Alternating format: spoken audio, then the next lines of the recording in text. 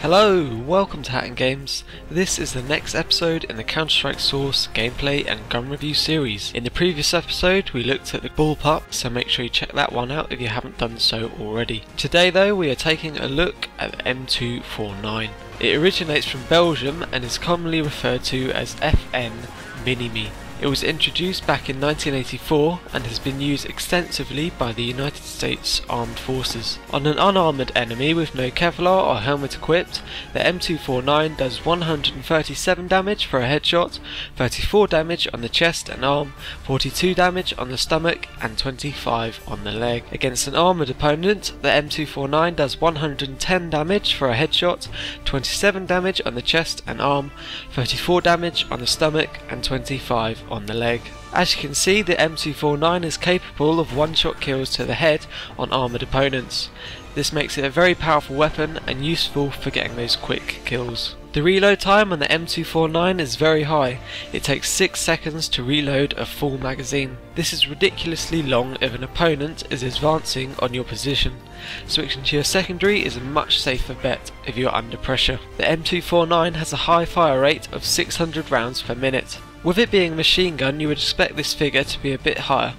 Even rifles such as the M4 and the Krieg actually fire more rounds per minute. That being said, it is still a sufficient fire rate and allows you to spam a considerable amount of bullets at the enemy. The M249 has the largest magazine size out of all the guns with 100 rounds to plough through. This should be more than enough to prevent you from using that long reload time. Carrying all that ammo around makes the M249 a heavyweight gun.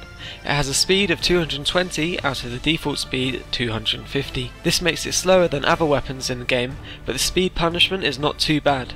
It is only one lower than the speed of the AK-47. The M249 is available to both sides and costs a whopping $5,750. In competitive CSS, the M249 is avoided mainly because of its high price tag. You can buy an AWP for $1,000 less with a significantly higher damage margin. So overall, the M249 is more suited to messing around on public.